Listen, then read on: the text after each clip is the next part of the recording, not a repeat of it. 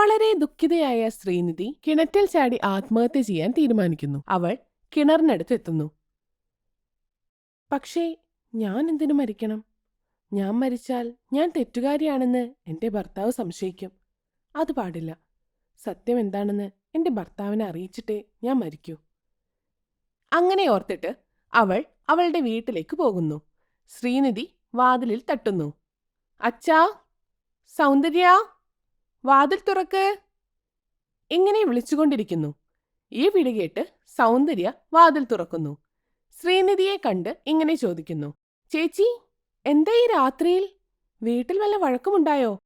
അങ്ങനെയൊന്നുമില്ല. വീട്ടിൽ അമ്മായിയമ്മയും ചേട്ടനുമില്ല. ഒറ്റയ്ക്കിരിക്കാൻ പേടിയുള്ളത് കൊണ്ട് വന്നതാ. പിന്നെ സൗന്ദര്യ, ഞാൻ ഗർഭിണിയാണ്. അതെനിക്കറിയാം ചേച്ചി. നിങ്ങളുടെ കാര്യങ്ങൾ ഞങ്ങൾ അറിഞ്ഞുകൊണ്ടാണ് ഇരിക്കുന്നത്. ചേച്ചി സുഖമായിട്ടിരിക്കുന്നു എന്നൊക്കെ ഞങ്ങൾ അറിയാറുണ്ട്. പക്ഷെ അത് ശരിയാണോ എന്ന് ചേച്ചി തന്നെയാ പറയേണ്ടത്. എനിക്കെന്താ, ഞാൻ അവിടെ വളരെ ഹാപ്പിയാണ്. അച്ഛനെവിടെയാ? അച്ഛന്റെ ആരോഗ്യം വളരെ മോശമാണ് ചേച്ചി. അച്ഛന്റെ അസുഖം മാറി വരുന്നതേ ഉള്ളൂ. സൗന്ദര്യ അങ്ങനെ പറഞ്ഞതും രണ്ടുപേരും അച്ഛന്റെ അടുത്തേക്ക് പോകുന്നു. അച്ഛാ, ഇക്കാര്യം എന്താ എന്നോട് പറയാതിരുന്നത്? കല്യാണം കഴിപ്പിച്ച് വിട്ടു കഴിഞ്ഞപ്പോൾ എന്നോടുള്ള ബന്ധം തീർന്നോ? അങ്ങനെയൊന്നുമില്ല മോളെ. നിന്റെ അമ്മായിയമ്മയുടെ സ്വഭാവം എനിക്കറിയാം. കുറെ നാൾ കൂടി വരുമല്ലേ നീ. നിന്നെ കണ്ടാലറിയാം അവിടുത്തെ അവസ്ഥ. അത് കേട്ടതും അവൾ അത്ഭുതപ്പെട്ടുപോയി. അങ്ങനെ ദിവസങ്ങൾ കടന്നുപോയി. അവരുടെ അച്ഛൻ മരിച്ചു പോകുന്നു. സൗന്ദര്യയും ശ്രീനിധിയും അച്ഛൻ മരിച്ചതിൽ വളരെ വിഷമിച്ചിരിക്കുന്നു.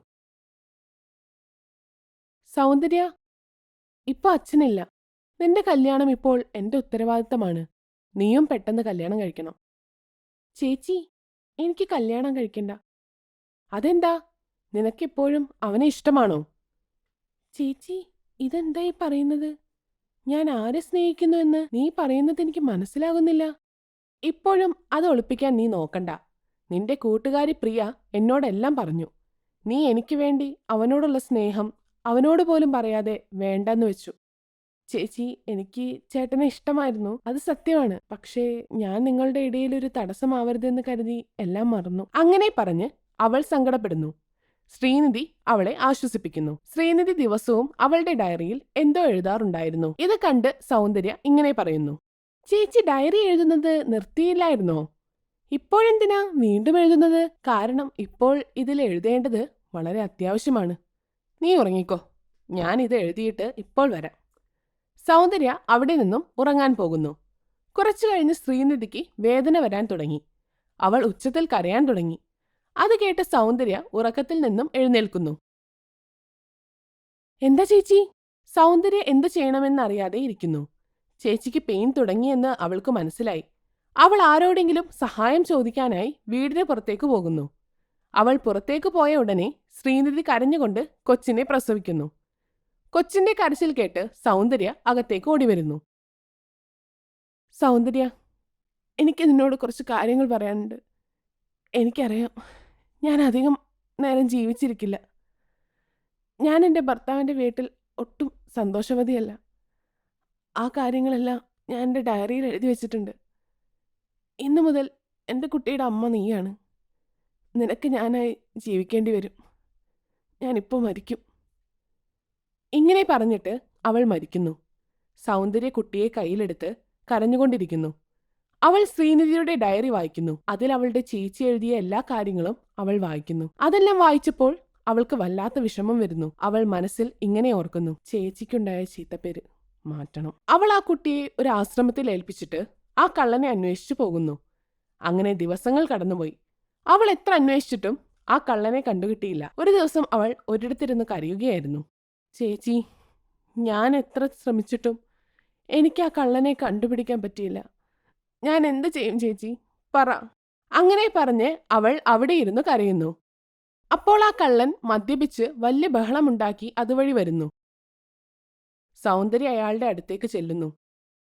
ചേട്ടാ, നിങ്ങൾ ഒരാഴ്ച മുൻപ് ആരുടെയെങ്കിലും വീട്ടിൽ പോയിരുന്നോ? ഒരു സ്ത്രീ പറഞ്ഞിട്ട് അവരുടെ മരുമകളെ ഉപദ്രവിക്കാൻ. ആ മരുമകൾ നിങ്ങളോട് സഹായം ചോദിച്ചില്ലേ? ഇങ്ങനെയൊക്കെ അവനോട് ചോദിക്കുന്നു. അതെ, ആ പാവം പെണ്ണിനെ ഉപദ്രവിക്കാൻ അവരുടെ അമ്മായിയമ്മയാണ് എന്നെ അങ്ങോട്ട് അയച്ചത്. അവൾ നല്ല പെണ്ണായിരുന്നു. ഞാനൊരു വലിയ തെറ്റാണ് ചെയ്തത്. ആ പെണ്ണിനെ അമ്മായിയമ്മ വീട്ടിൽ നിന്നും പറഞ്ഞു വിട്ടു എന്നാ കേട്ടത്. ഞാൻ കാരണം ഒരു കുടുംബം തകർന്നു.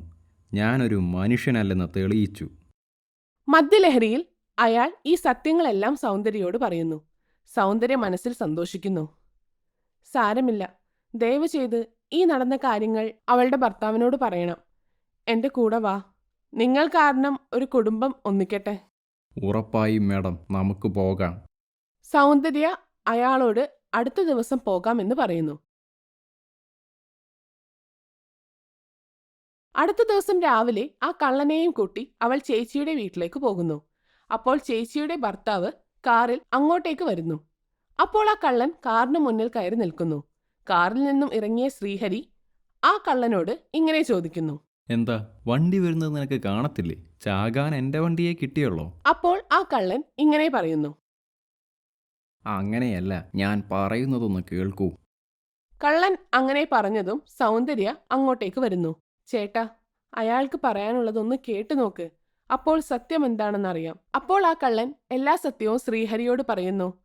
അത് കേട്ട് അവനും വല്ലാതെ വിഷമം വരുന്നു. അത് കഴിഞ്ഞ് സൗന്ദര്യ അയാളോട് ഇങ്ങനെ പറയുന്നു. താങ്കൾക്ക് വളരെ നന്ദി. ഇനി താങ്കൾക്ക് പോകാം. അവൾ അങ്ങനെ പറഞ്ഞപ്പോൾ ആ കള്ളൻ അവിടെ നിന്ന് പോകുന്നു. അപ്പോൾ സൗന്ദര്യ ചേച്ചിയുടെ ഭർത്താവിനോട് ഇങ്ങനെ പറയുന്നു. ചേട്ടാ, ഇപ്പോൾ മനസ്സിലായില്ലേ സത്യം എന്താണെന്ന്?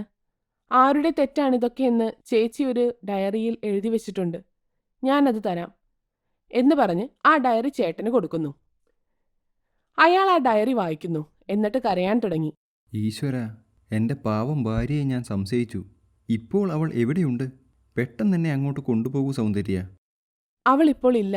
അവൾ പ്രസവിച്ച ഉടനെ മരിച്ചുപോയി. ഈശ്വര, ഞാൻ എന്തായി കേൾക്കുന്നത്?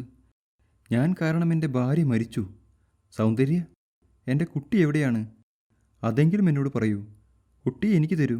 സൗന്ദര്യ ശരിയെന്ന് പറഞ്ഞ് അവനെയും കൂട്ടി കുട്ടിയുടെ അടുത്തേക്ക് പോകുന്നു.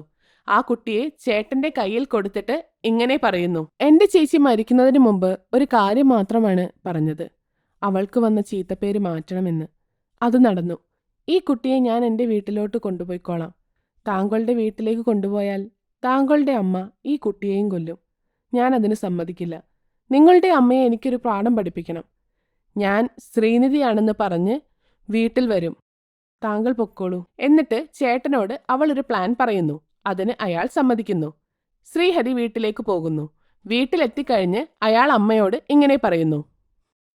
അമ്മേ, ഞാൻ ഇന്ന് ശ്രീനിധിയെ റോഡിൽ വെച്ച് കണ്ടു. അവളുടെ കയ്യിലൊരു കുട്ടിയുണ്ടായിരുന്നു. ഞങ്ങൾ തമ്മിൽ വലിയ വഴക്കുണ്ടായി. അതു കണ്ട ഒരു പോലീസുകാരൻ ഞങ്ങളെ ഹോസ്പിറ്റലിൽ കൊണ്ടുപോയി DNA ടെസ്റ്റ് ചെയ്യിച്ചു. വേറെ മാർഗമില്ലാതെ അത് ചെയ്യേണ്ടി വന്നു. അങ്ങനെ കുട്ടിയെ ആരുടേതാണെന്ന് കണ്ടുപിടിക്കാമല്ലോ എന്ന് പറഞ്ഞാണ് പോലീസ് അങ്ങനെ ചെയ്യിച്ചത്. റിസൾട്ട് വന്നപ്പോൾ അതെൻ്റെ കുട്ടിയാണ്. ഇപ്പോൾ എന്ത് ചെയ്യണമെന്ന് മനസ്സിലാകുന്നില്ല. ഇതറിഞ്ഞ് പോലീസ് ഓഫീസർ അവളെയും കുട്ടിയെയും കൊണ്ട് ഇങ്ങോട്ട് വരാൻ സാധ്യതയുണ്ട്.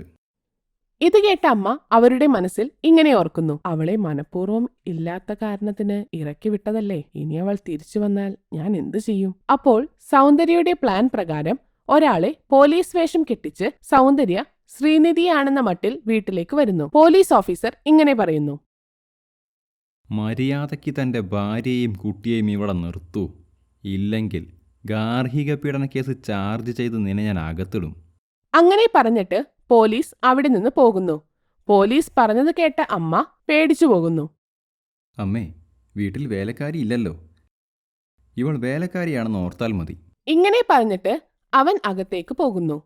അപ്പോൾ മരുമകൾ അമ്മയോട് ഇങ്ങനെ പറയുന്നു. നോക്കമ്മേ, ഇനി നിങ്ങളുടെ പണി നടക്കും. കണ്ടല്ലോ, പോലീസ് വന്നത്. ഞാനൊരു പരാതി കൊടുത്താൽ നിങ്ങൾ ജയിലിലാകും. അത് ഓർമ്മയിലിരിക്കട്ടെ. ഇത് കേട്ട അമ്മായിയമ്മ അവളെ ദേഷ്യത്തിൽ നോക്കുന്നു. നോക്ക്, ദേഷ്യപ്പെടേണ്ട ആവശ്യമില്ല. ഞാൻ നിനക്ക് തന്ന പണി കാരണം നീ പട്ടിയെ പോലെ നിന്റെ വീട്ടിലേക്ക് പോയി. ഇത്രയും നാൾ കഴിഞ്ഞാണ് നീ തിരിച്ചു വന്നത്. ഇനി ഞാനാണോ നീയാണോ ജയിക്കുന്നതെന്ന് കാണാം. ഇങ്ങനെ പറഞ്ഞിട്ട് അവരും വീട്ടിനകത്തേക്ക് പോകുന്നു. സൗന്ദര്യ ഇങ്ങനെ മനസ്സിലോർക്കുന്നു. അമ്മേ, തരുന്ന പണിയെല്ലാം മിണ്ടാതെ നിന്ന് കൊള്ളാൻ ഞാൻ ശ്രീനിധിയല്ല. നിങ്ങൾ കാരണം എൻ്റെ ചേച്ചി മരണപ്പെട്ടു. അതിന് പകരം വീട്ടാൻ വന്നതാണ് ഞാൻ. നോക്കാം ആരാണ് ജയിക്കുന്നതെന്ന്. നിന്നെക്കൊണ്ട് തന്നെ ഞാൻ സത്യം പറയിക്കും. നിങ്ങളുടെ മകനും ഈ നാട്ടിലുള്ള എല്ലാവരും അറിയണം നിങ്ങളുടെ യഥാർത്ഥ സ്വഭാവം. എന്റെ ചേച്ചിയെക്കുറിച്ച് പറഞ്ഞു വരുത്തിയ ഇല്ലാക്കഥകൾ മാറ്റാൻ വന്നവളാണ് ഞാൻ. ഇനി സൗന്ദര്യം എന്ത് ചെയ്യുമെന്ന് നമുക്ക് തുടർന്ന് വരുന്ന ഭാഗത്തിൽ കാണാം.